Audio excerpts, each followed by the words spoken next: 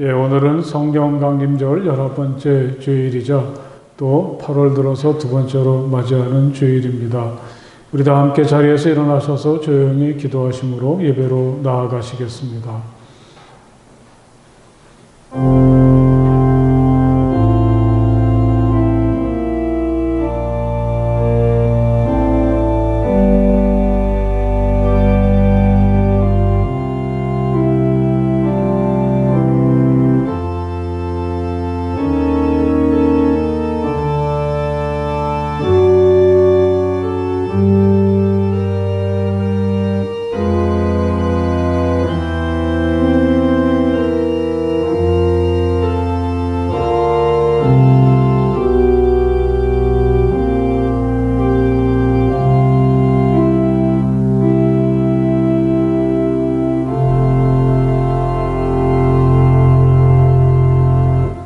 내 영혼아 주님을 찬송하여라.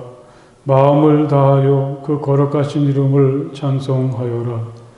내 영혼아 주님을 찬송하여라. 주님이 베푸신 모든 은혜를 잊지 말아라.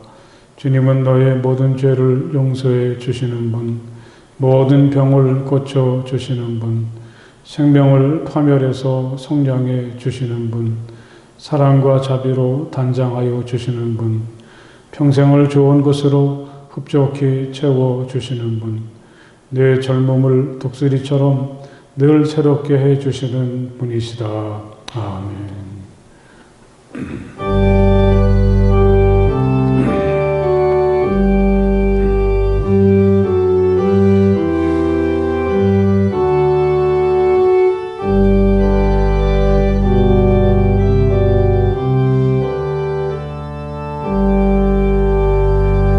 전능왕 오셔서 주 이름 찬송케 하옵소서. 영광과 권능의 성부여 오셔서 우리를 다스려 주옵소서. 강생한 성자여 오셔서 기도를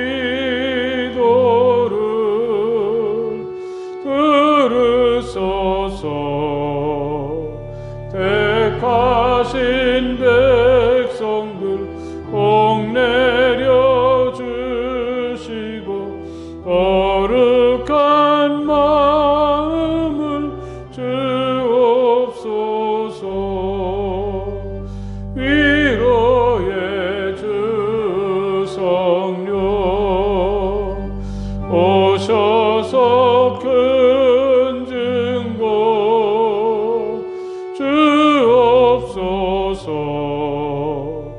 전능한 주시여 각 사람 마음에서 떠나지 마시고 계십소서.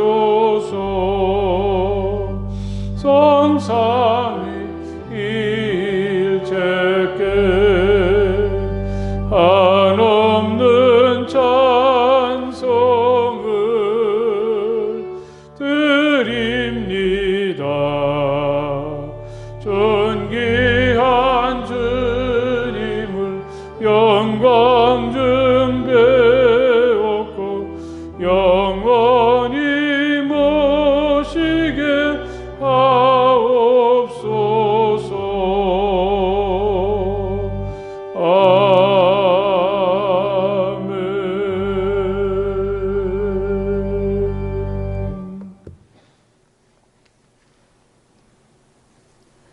우리의 희망이시며 위로가 되시는 하나님, 감사와 기쁨으로 드리는 우리의 예배를 받아주시며 하늘의 은혜와 복을 충만히 내려 주옵소서. 코로나와 더위 속에 지친 우리를 긍휼히 여기시며 서늘한 바람 같은 생기를 우리에게 내려 주옵소서. 비록 우리의 현실이 불안하고 어렵지만 하나님이 함께 하시며 이런 어려움을 통해 준비하신 좋은 것이 있다는 희망도 가지게 됩니다. 오늘이라는 시간을 잘 받아들이며 견디게 하시고 감사와 기쁨으로 살게 하옵소서. 점점 더 좋은 사람 되게 하옵소서. 예수님 이름으로 기도합니다. 아멘. 이 시간 우리 함께 조용히 침묵하시며 하나님께 마음으로 기도하시겠습니다. 하나님, 제가 주님 앞에 섰습니다. 저를 사랑으로 품어주시고 또 제게 있는 모든 아픔과 부끄러움과 허물들을 용서해 주시며 또 제 모든 상처와 질병들을 치유해 주시기 원합니다. 우리 조용히 침묵하며 하나님께 기도하시겠습니다.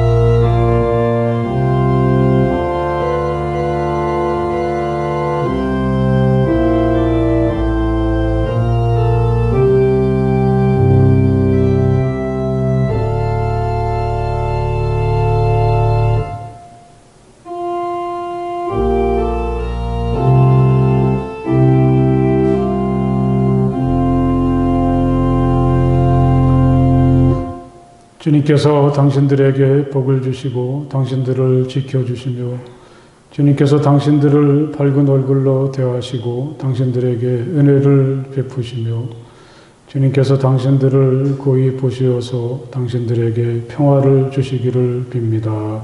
아멘.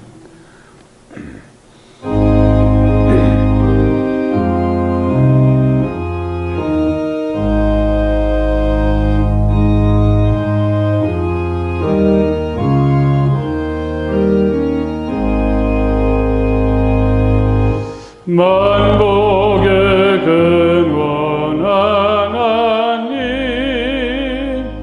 온 백성 찬송 드리고 저 천사여 찬송하세. 찬송 성부 성자 성령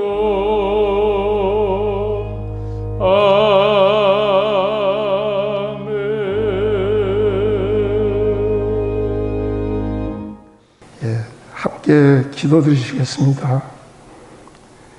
감사하신 아버지 하나님, 오늘 주님의 날을 맞이하게 하여 주시고 주님을 찬양하며 예배하게 하시니 감사를 드립니다.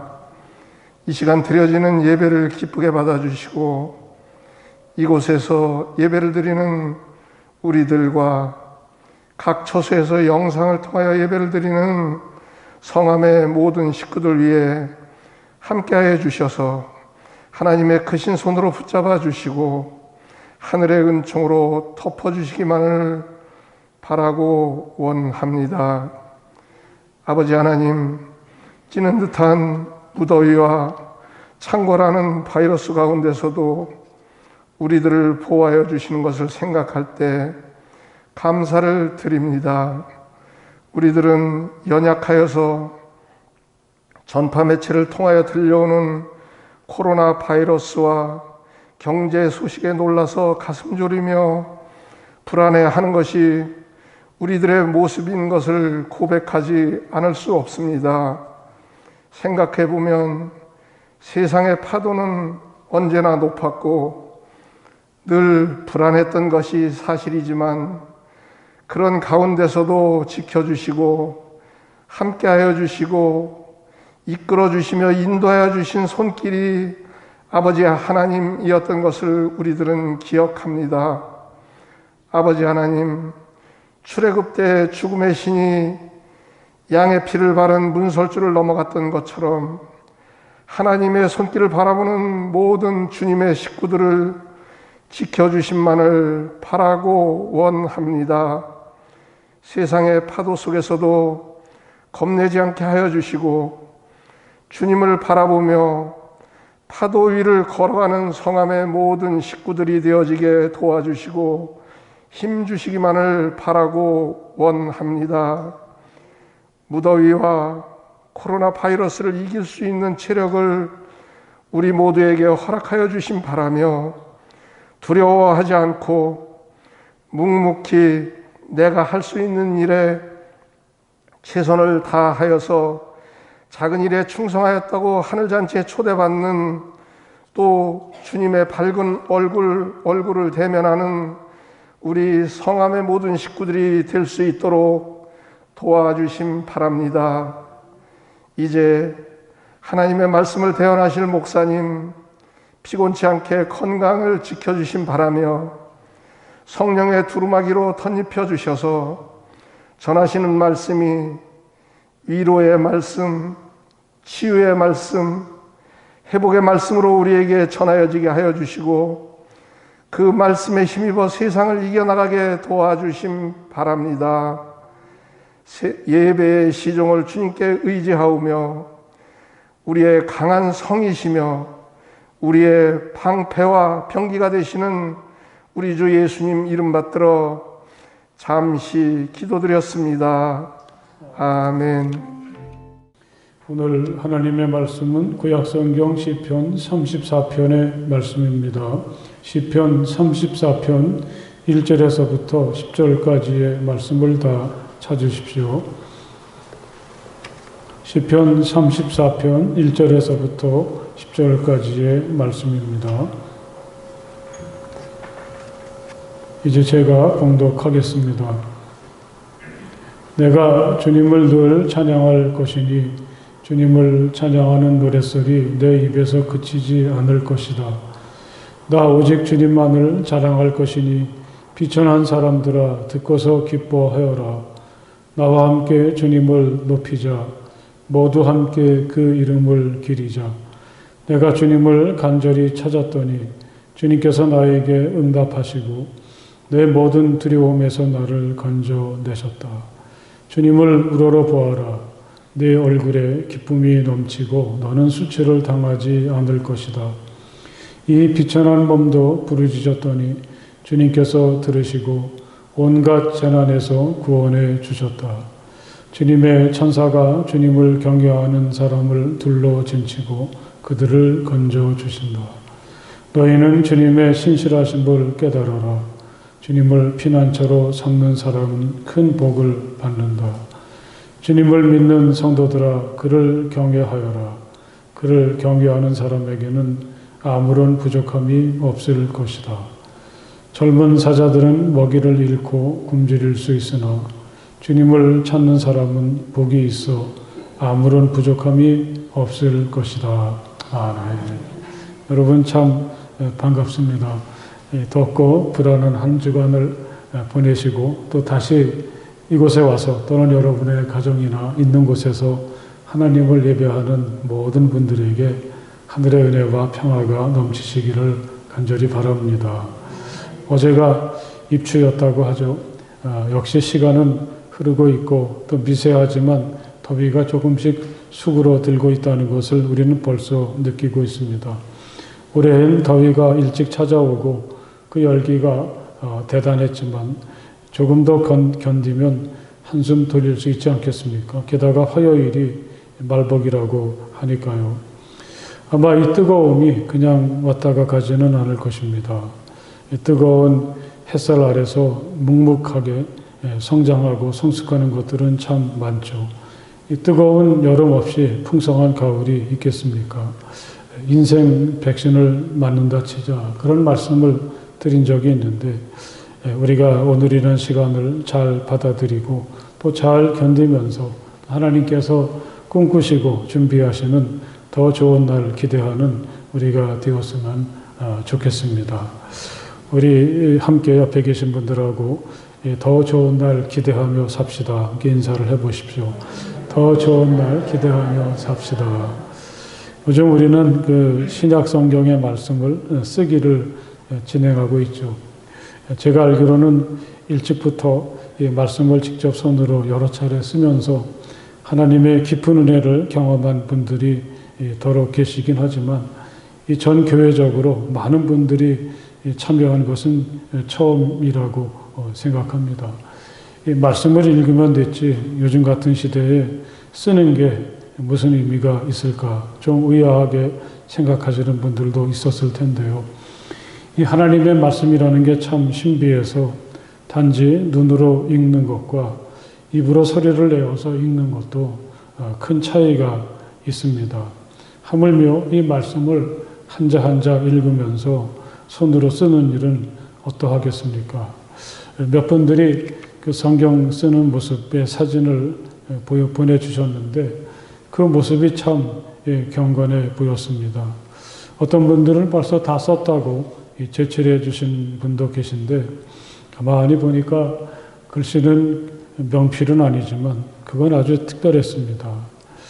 읽기에 좋도록 잘 인쇄된 말씀에서 느낄 수 없는 은혜를 느꼈고 또 깊은 감동을 받아서 가슴이 뭉클했습니다. 그동안 가깝게 대할 수 없었던 하나님의 말씀이죠. 지극히 작은 부분이라도 우리가 직접 손으로 쓰고 그 말씀을 마음에 새기는 일은 우리가 하나님 앞에 더 가깝게 다가서고 또 우리는 그런 과정을 통해서 나를 깊이 맞아주시고 나와 함께 하시는 하나님을 느낄 수가 있게 됩니다. 이제 2주간 남았는데 너무 서두르지 마십시오. 아이들이 숙제하듯이 마지못해 해치우는 일이 되지 않기를 바랍니다. 이 말씀을 통해서 나를 부르시는 하나님 앞에 서고 또 나와 함께 하시는 하나님을 경험하고 느끼고 내가 그동안 얼마나 하나님의 깊은 은혜와 사랑 속에 살았는지를 깨닫고 또 하나님은 오늘 같은 시대에 내가 어떻게 살기를 바라시는지 하나님의 뜻을 알게 되는 소중한 시간이 되기를 기대합니다. 하나님께서 오늘 우리들에게 주시는 말씀은 시편 34편입니다. 오늘 말씀을 사람들은 이 다윗의 삶과 연관지어서 우리에게 소개하죠. 아비멜렉 앞에서 미친 채 하다가 쫓겨나서 지은 시라는 설명을 덧붙이고 있습니다. 사무엘기상 21장의 말씀이 여기에 해당되죠. 당시 다윗은 아직 어렸지만 백성들로부터 많은 기대와 사랑을 받았습니다. 이 골리앗을 물리친 일이 결정적인 계기가 되었죠. 하지만 그런 다윗을 당시 왕이었던 사울은 그냥 두고 볼 수가 없었습니다. 이 다윗을 사위로 삼았지만 사울은 끓어오르는 시기심을 주체할 줄 모르고 이 다윗을 죽이기로 결심합니다. 사울 왕의 아들이자 절친이었던 요나단을 통해 그런 사울의 마음을 알게 된 다윗은 마침내 살 길을 찾아서 도망치게 됩니다. 사랑하는 여러분, 만일 우리에게 이런 일이 있다면 여러분은 어떻게 하시겠습니까? 갑자기 위기가 닥쳐와서 미처 준비도 못했는데 어디론가 지금 당장 피해야 할 때 거기로 가면 되겠어. 그 사람이 있지. 이렇게 생각나는 사람이나 장소가 여러분에게는 있습니까? 다윗은 너무 혼란스러웠습니다. 그는 다급하게 가까이에 있는 노비란 곳에 있는 성소를 찾아갑니다. 자기의 신세는 말하지 않은 채로 제사장에게 먹을 것을 구했습니다. 마침 하나님께 바쳤던 거룩한 빵을 내놓은 시기가 되어서 그 양식을 삼아서 허기를 해결했고 또 마침 그곳에 있었던 골리앗의 칼을 얻을 수가 있었습니다. 하지만 이 노비라는 것은 사울의 근거지인 기브아에서 너무 가깝습니다. 그는 다시 길을 떠납니다. 될 수 있으면 사울의 손길이 닿지 않은 곳을 찾아가려고 하죠.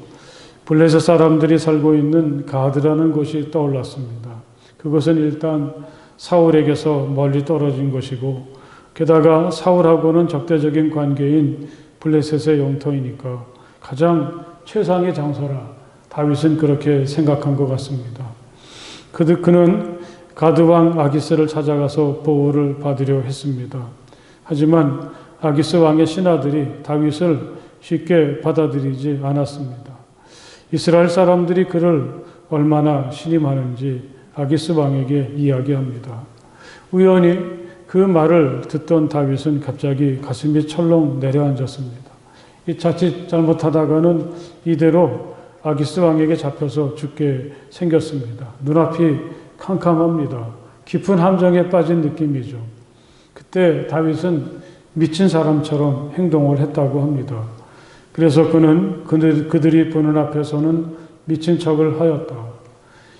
이 가드 왕이 보는 앞에서 성문 문짝에 낙서를 하기도 하고 또 수염에 침을 흘리기도 했습니다. 그것을 본 가드 왕은 화를 펄컥 내면서 이 미친놈을 쫓아내라 그렇게 했다는 거죠. 그래서 다윗은 간신히 죽음의 위기를 벗어나게 됩니다. 그때 다윗은 아마 깨달았겠죠. 누가 내 편인가? 누가 나를 사랑하고 누가 나를 위기에서 건져주고 죽음의 구렁텅이에서 구원하나? 그 해답은 너무 분명했습니다. 그분이 바로 여호와 하나님이셨습니다.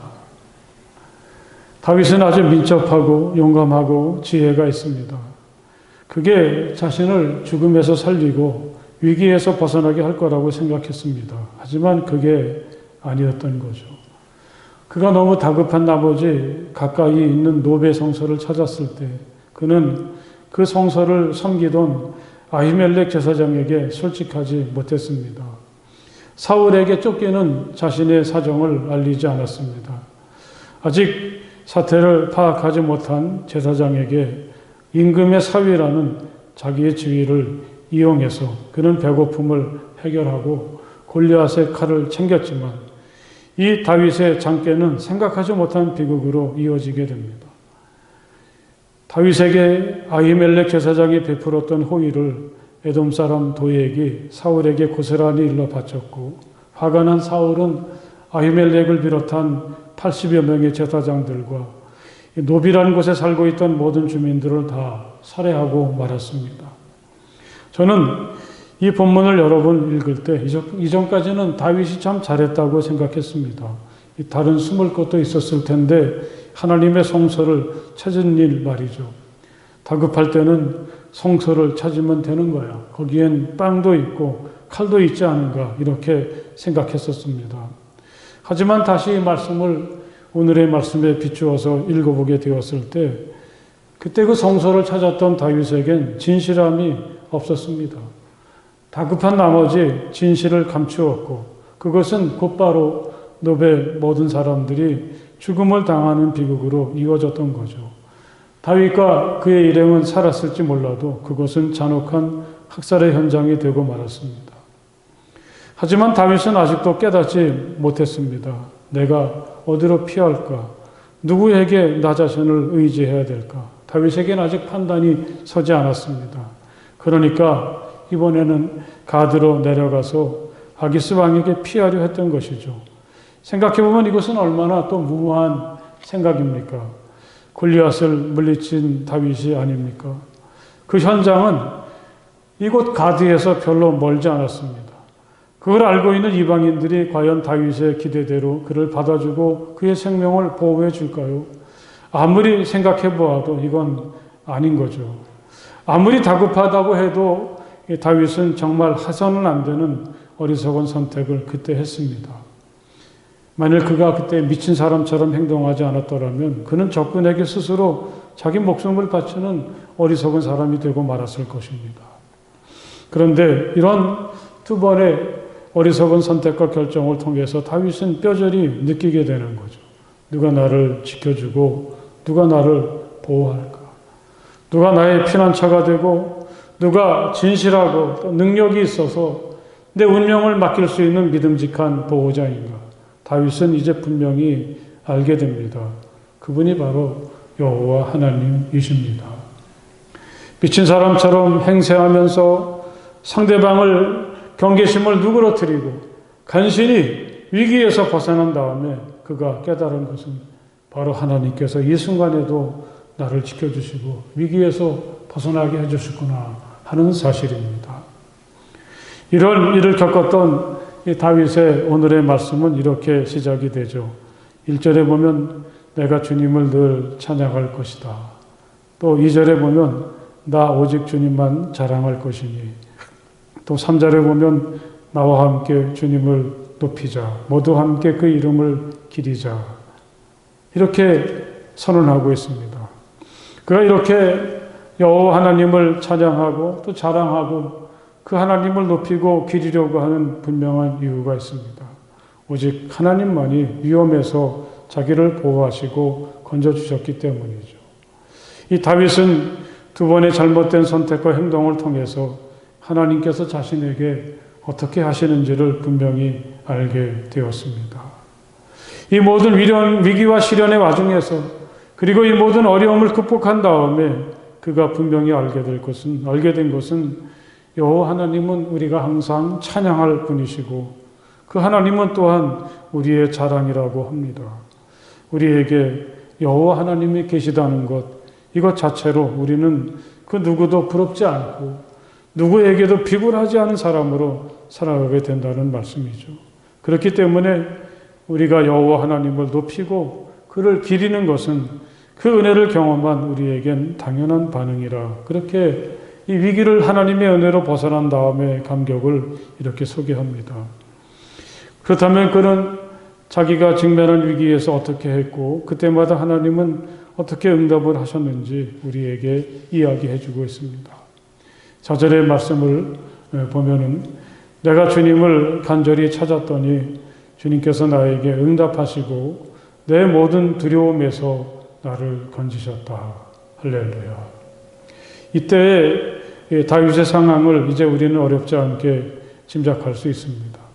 이 주변에 도움이 될 만한 사람이 거의 없죠. 사울을 중심으로 힘 있는 모든 사람들이 다 자기를 적대시하고 틈만 나면 자기를 잡아서 죽이려고 합니다. 그런 와중에 그가 분명히 깨닫는 것은 자기에겐 주님이 계시다는 신비한 사실입니다. 내가 간절히 주님을 찾았더니, 그는 이렇게 그 와중에서 자신의 경험을 소개하죠. 나는 간절히 주님을 찾았습니다. 도저히 벗어날 수 없는 깊은 함정에 빠져서 허우적대면서 도대체 주님은 어디 계실까? 주님은 나의 이런 다급한 사정을 알기는 하시나? 비록 그를 괴롭히고 그의 생명을 위협하는 것은 사람들이지만 그 위기 속에서 그가 간절히 바라고 원하는 것은 다름 아닌 여호와 하나님이었다고 그는 고백합니다. 그때 하나님이 어떻게 하셨습니까? 주님께서 나에게 응답하시고 내 모든 두려움에서 나를 건져내셨다. 할렐루야. 우리가 어떤 자리에서든지 간절히 하나님을 찾을 때 하나님은 우리에게 반드시 응답해 주십니다. 이런 믿음으로 오늘을 살아가는 우리가 될 수 있기를 간절히 바랍니다. 제 선배가 되는 한 목사님이 늘 이렇게 자기 명상을 이메일로 보내주는데 어느 날인가 자기가 깨달은 하나님을 없는 듯 계신 하나님이라, 없는 듯 계신 하나님이라, 잘 찾을 수 없는 하나님이라고 표현했습니다. 하나님을 항상 느끼고 경험할 수는 없다는 거죠. 그러면서 만약에 내가 매일같이 하나님을 느끼고 경험했다면 하나님에 대한 경외심이나 간절함은 줄어들고 어쩌면 그 하나님은 마치 아빠나 엄마처럼 평범하고 밋밋한 존재가 될 수도 있겠다, 그렇게 생각합니다. 이렇게 없는 듯 계신 하나님께서 분명하게 자신을 드러내는 때가 있다면 그건 바로 이런 때인 거죠. 우리가 혼자일 때, 다윗처럼 깊은 수렁에 빠져서 간절히 하나님을 찾을 때, 그때 하나님은 아주 속 시원하게 우리에게 응답해 주십니다.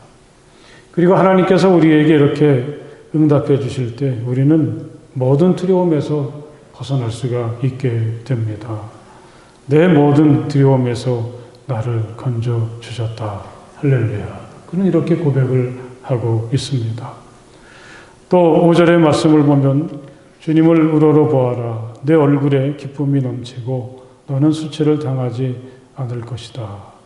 다윗은 이 정말 목숨이 왔다 갔다 하는 위기에 빠졌을 때 주님을 우러러 보았다고 그렇게 고백을 합니다. 이 주님을 우러러 보았다는 말에는 얼굴이 그를 향했다, 그런 뜻도 있고, 다른 것을 바라보던 시선이 우리 주님을 향했다, 그렇게도 읽을 수가 있겠습니다. 그가 진지하게 하나님을 향하고 하나님을 간절히 바랬던 마음가짐을 여기서 읽을 수가 있죠. 그동안 그는 하나님이 아닌 다른 것을 기대하기도 하고, 다른 어떤 존재를 의지하려고 하기도 하고, 다른 것을 바라보기도 했었는데, 결국은 이렇게 다른 것을 향했던 마음과 시선이 하나님을 향하게 되었습니다. 그리고 우리가 이렇게 진지하게 우리 마음이 하나님을 향하게 되고 하나님을 의지하려고 할 때, 우리는 자기도 알지 못하는 사이에 조금씩 변하게 된다는 사실을 이야기합니다. 내 얼굴에는 기쁨이 넘치고 너는 수치를 당하지 않을 것이다. 이 다윗이 주님을 향했을 때 달라진 자신의 모습을 이렇게 고백하고 있습니다. 여러분, 이건 참 소중한 경험이고 소중한 고백입니다. 아직은 환난이 끝나지 않았습니다. 현실은 여전히 고달프고 위태위태합니다. 그런데 만약에 내 안에 주님께서 주시는 기쁨이 넘쳐 흐르기 시작한다면 누가 우리를 말릴 수가 있겠습니까? 그렇지 않습니까? 나는 어떻게 될까? 잘해낼 수 있을까? 살아남을 수 있을까? 불안하기만 하고 공포심이 있죠. 사람들이 나를 모두 적대시하니까 마음을 추스를 수가 없었는데, 그런 와중에서도 하늘을 우러러서 주님을 바라보고 주님을 향하게 될 때 주님께서 주시는 기쁨이 있더라. 주님께서 나를 멋진 존재로 세워주시더라. 할렐루야. 다윗은 그런 하나님의 은혜를 고백합니다. 여기서부터 우리가 새롭게 시작할 수가 있지 않겠습니까? 다윗은 죽을 고비를 넘긴 다음에 우리들에게 주님을 우러러 보아라. 사랑하는 여러분, 우리의 시선을 더 높이 하고 우리 마음이 우리 주님을 향할 수 있기를 간절히 바랍니다. 할렐루야. 또 6절에서 보면 다윗은 이렇게 이야기하죠. 이 비천한 몸도 부르짖었더니 주님께서 들으시고 온갖 재난에서 구원해 주셨다. 이 비천한 몸, 바로 그게 다윗이었죠. 또 이것은 우리들 자신이기도 합니다. 어떤 배경도 없고 힘도 없고 연약하기만 한 우리들에게 이 비밀 병기가 있다면 여러분, 그게 무엇입니까? 그게 하나님께 기도하고 하나님께 부르짖는 일이 아니겠습니까? 비천한 몸뚱이뿐인 우리가 위험에서 벗어나서 존귀한 삶을 살 수 있는 길이 있다면 그것은 하나님을 향해서 부르짖는 일이다. 다윗은 이렇게 이야기합니다. 여러분, 부르짖는다고 할 때 어쩌면 그것은 정말 큰 목소리로 하나님께 외친다, 그렇게도 말할 수가 있겠죠. 하지만 이 부르짖는다는 말은 좀 깊이 또 생각을 해보면 그 부르짖는다는 말 속에는 이 간절함이 담겨 있다고 생각을 합니다. 지금은 세상을 떠난 제 친구 목사가 오래전에 이 부르짖는다는 것을 설명하면서 정말 거기에는 절실함이 있고 간절함이 있다, 그렇게 이야기를 했습니다. 하나님께 부르짖는다는 것은 다시 말하면 간절한 마음, 하나님밖에 없습니다. 그런 절박한 마음을 가지고 내 모든 걸 오로지 하나님께 맡기고 하나님께만 아뢰고 간구하는 것이다, 이렇게 말할 수가 있겠습니다. 여러분, 우리가 이렇게 하나님 앞에 부르짖을 때 하나님이 어떻게 들어주시지 않겠습니까? 하나님만 바라보고 하나님만을 의지한다고 하는데 하나님께서 어떻게 유면하시겠습니까? 예수님도 이 불의한 재판관을 향해서 밤낮 부르짖는 가난한 여성을 소개하면서 이렇게 말씀하시지 않으셨습니까? 하나님께서 밤낮으로 부르짖는 택하신 백성의 권리를 찾아주시지 않으시고 모른 채 하시고 오래 그들을 내버려 두시겠느냐. 비록 우리가 미천한 사람이라도 오히려 내가 미천한 사람이기 때문에 하나님께 부르짖으면 하나님은 들으십니다. 그리고 온갖 재난에서 우리를 건져 주십니다. 이 다윗은 우리들에게 내가 죽을 고비에 직면했을 때, 위기에 직면했을 때 나는 간절히 하나님을 찾았습니다. 나는 하나님만 바라봤습니다. 나는 하나님께 부르짖었습니다. 그가 이야기하는 바로 여기에 우리의 길이 있다고 저는 분명히 믿습니다. 아무리 세상을 살기 어렵고 힘들어도 감당할 수 없는 시련이 내게 찾아올 때 내가 주님을 간절히 찾고 내 마음을 돌려서 하나님을 향할 때, 그리고 그 하나님께 간절히 부르짖을 때 바로 여기에 하나님의 구원이 있고 하나님의 응답이 있고 회복이 있다는 사실을 마음 깊이 새기시기를 간절히 바랍니다. 마침내 다윗은 이런 미태하고 아슬아슬하고 불안한 과정을 거쳐서 하나님을 경외하는 경지에 이르게 되었다고 이야기하죠. 주님을 믿는 성도들아, 그를 경외하여라. 그를 경외하는 사람에게는 아무런 부족함이 없을 것이다. 할렐루야. 참으로 이것은 놀라운 그리고 건강한 또 바람직한 신앙의 진보라, 그렇게 말할 수 있겠습니다. 아무리 다윗이었지만 그 시작은 주어진 현실에 대한 두려움과 공포였습니다. 자기를 죽이려고 다가오는 사울과 그의 군사들 앞에서 그는 너무 무서웠습니다. 담대하게 맞설 수가 없었습니다. 아닌 척했고 거짓말로 둘러대면서 위기를 벗어나려고 하다가 그만 처참한 설상을 불러일으키기도 하고 자신이 더 깊은 수렁으로 빠져들게 되기도 했었습니다. 이제 그에겐 아무것도 없었는데 그때 생각했던 분이 바로 여호와 하나님인 거죠. 말씀드렸던 것처럼 그는 간절히 하나님을 찾았습니다.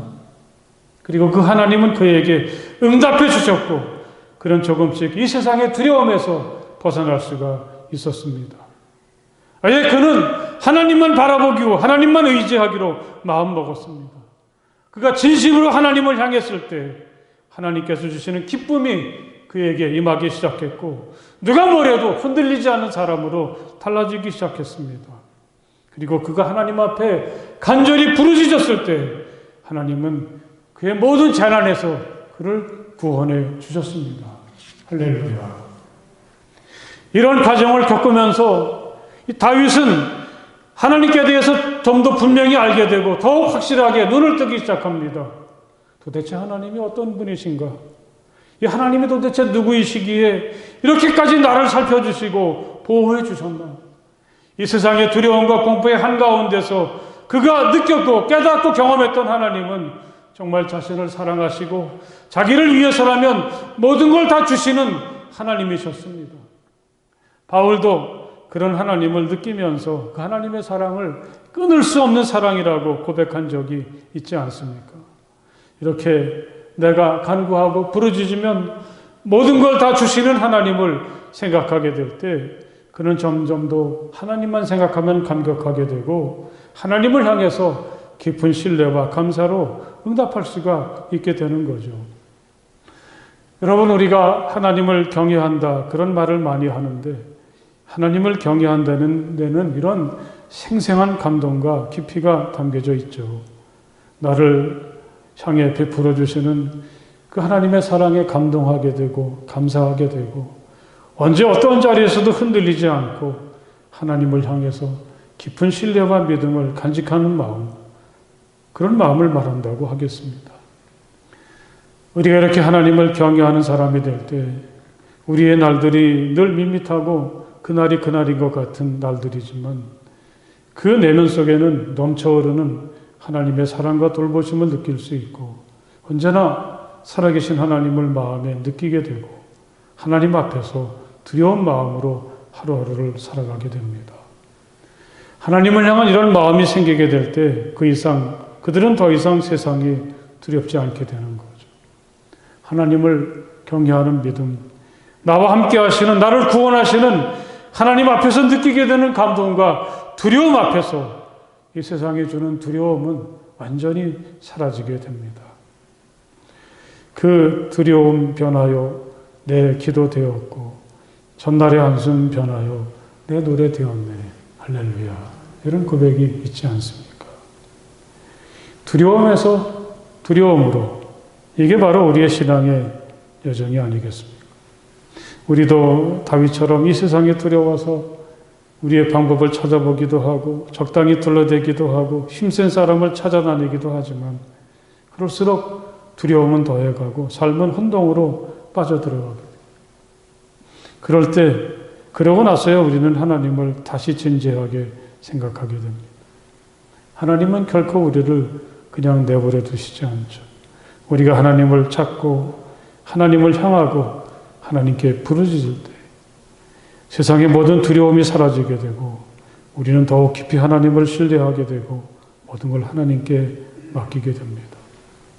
하나님을 향한 두려움으로 세상의 두려움을 물리치고 기쁨이 충만하고 또 존귀한 이 믿음의 사람으로 살아갈 수가 있게 되는 거죠. 이런 은혜가 오늘 이 아침 우리 가운데 충만하시기를 주님의 이름으로 간절히 축복을 드립니다. 할렐루야. 우리가 하나님 앞에서 점점 더 깊이 느끼게 되는 이 두려운 이 신비, 그것은 결국 우리들의 삶을 새롭게 인도하죠. 그 두려움 속에서 우리는 내가 얼마나 소중한지, 이 세상은 얼마나 신비롭고 아름다운지, 나의 오늘은 얼마나 충만한지, 내 삶은 얼마나 존귀하고 가치가 있는지 느끼게 되고 그 두려움 속에서 우리는 전혀 다른 세상, 다른 인생을 살 수가 있습니다. 할렐루야. 기도하시겠습니다. 오늘처럼 이 불안하고 두려워서 도대체 내가 어디 가서 피해야 하고 또 누구를 의지해야 될까, 이 두려움이 점점 더 심해지는 세상에서 오늘 다윗을 통해서 우리가 하나님을 찾을 때, 또 우리가 하나님을 생각하면서 오직 하나님만 바라보려고 할 때, 우리가 하나님 앞에 내 사정을 부르짖을 때 우리에게 다가오셔서 우리를 구원해 주시고 건져 주시는, 기쁨으로 우리에게 찾아와 주시는 그 하나님을 다시금 생각하고 바라볼 수 있도록 도와주시니 감사합니다. 하나님만 우리를 구원해 주시고 보호하여 주시고 우리를 해방시켜 주시고 우리에게 좋은 것 주시는 하나님이십니다. 할렐루야. 언제나 그 하나님만 바라보고 하나님만 찾고 하나님께 부르짖으며 하나님의 깊은 은혜 안에 거하는 우리가 되게 하여 주시옵소서. 하나님 앞에 신실한 모습으로 섬을 통해서 이 세상의 두려움을 떨쳐버리고 하나님께서 우리에게 주시는 신비롭고 거룩하고 존귀하고 충만한 삶을 살아가는 우리 모두가 되게 하여 주시옵소서. 예수님 이름으로 간절히 기도드렸사옵나이다. 아멘.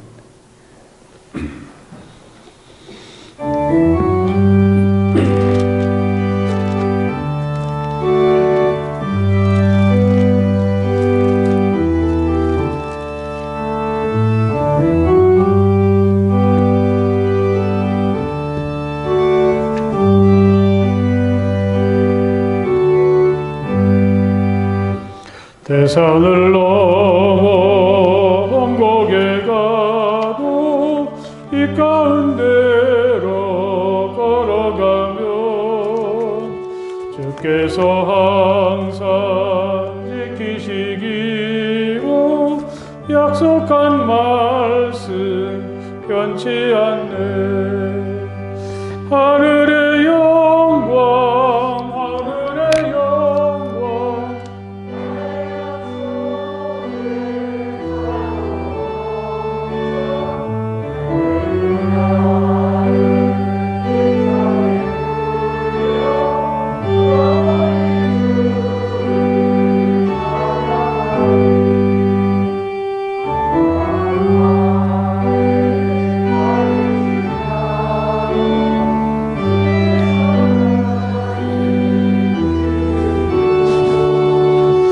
나에게 밝은 빛이 되시니 일 잃어버릴 염려 없네. 하늘의 영광, 하늘의 영광, 나의 맘속에 차고도 넘쳐 할렐루야를 힘차게 불러 영원히 주를 찬양하리. 광명한 그 빛 마음에 받아 찬란한 천국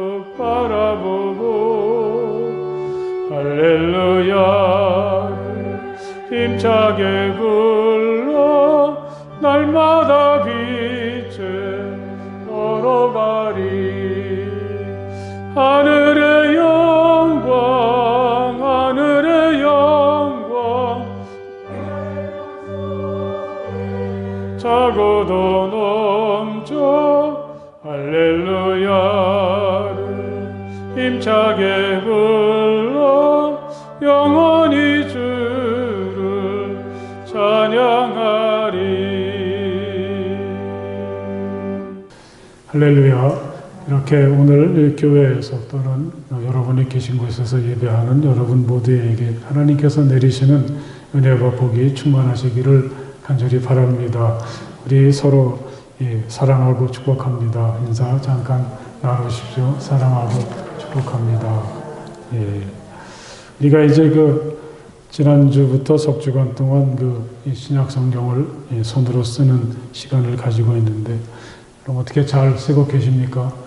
어떤 분들은 벌써 내신 분들도 계시고, 어떤 분들은 틀렸다고 원래 전도사님한테 전화해서 종이 좀 더 달라고 그런 분들도 계신 것 같은데, 하여간 또 이렇게 쓰면서 또 틀리기도 하고 또 그런 것들이 또 은혜가 되고, 또 하나님께서 말씀을 더 깊이 새기라고 붙잡아 주시나 보다, 아니 그런 생각도 가지게 되는데, 이 2주간 아직도 시간이 넉넉하게 많이 남았습니다. 말씀을 마음에 새기고 여유를 가지고 기쁨으로 이 말씀을 직접 쓰면서 정말 말씀이 마음에 새겨지고 하나님의 사랑이 깊이 느껴지는 축복과 은총의 순간을 보내시길 바랍니다. 또 예배를 안내해 드리는데요, 또 중요한 변화가 생겼습니다. 한 넉 주 동안 우리가 이제 한 번밖에 예배를 드리지 못하고, 우리 대부분의 성도님들은 비대면으로 예배를 드렸는데, 조금 좀 다른 건 몰라도 이 교회 예배는 좀 완화가 되어서 35명까지 우리 정원의 10%까지는 예배를 드릴 수 있도록 정책이 또 바뀌었습니다. 그래서 다음 주부터는 8시 30분, 10시, 11시 30분 그렇게 우리가 이전에 하던 대로 나누어서 3차례 예배를 드리고, 또 각 예배 시간마다 우리에게 허락된 인원은 35명입니다.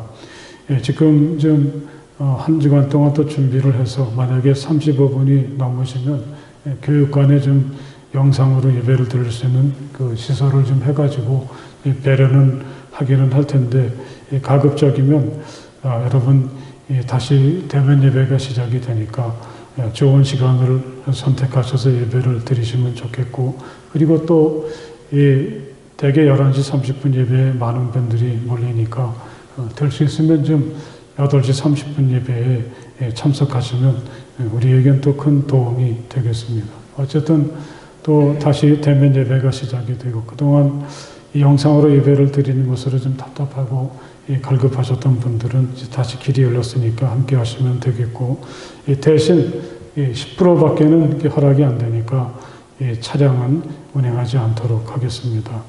이 영상 예배는 계속해서 11시에서 11시 30분 사이에 여러분 유튜브를 통해 드릴 수 있도록 제공해 드리고, 교회 학교도 아직은 대면 예배는 드리지 못하고 영상을 통해서 예배를 이전에 하던 대로 하겠습니다. 또 새벽 기도회도 이번 주간까지 가정에서 영상으로 기도를 드릴 수 있도록 아침마다 영상을 보내드리겠습니다. 이 교회도 문이 열려 있습니다. 그래서 성전에 와서 기도하시고 싶으신 분들은 항상 문이 열려 있고, 특별히 새벽 기도 시간이 되면 우리 박인관 집사님이 일찍 문을 열어놓고 불을 켜놓으시니까 교회에서 오셔서 기도하실 분들은 그렇게 하셔도 좋겠습니다. 달라진 환경 여러분 유념하시고, 대면 예배가 다시 열렸으니까 함께 하실 분들은 같이 교회에서 예배를 드리시면 좋겠습니다. 한 주간 동안도 건강하고 또 주님의 은혜 안에서 기쁘고 또 즐거운 날들이 될 수 있기를 간절히 바랍니다. 할렐루야. 우리 함께 일어나셔서 주기도문 찬송 함께 찬송을 부르시겠습니다.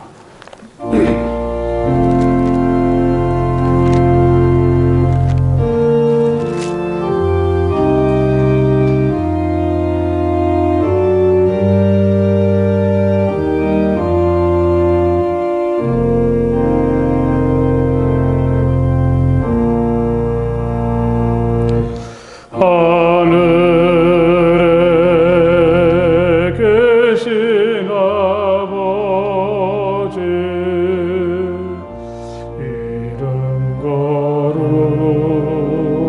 거룩하사 주님 나라 임하시고 뜻이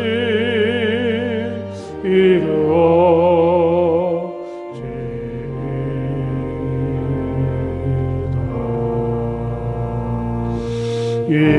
일용할 양식 주시고 우리들의 큰 죄 다 용서하옵시고 또 시험에 들게 마시고 악에서 구원하소서. 대개 주의 나라 주의 권세 주의 영광 영원히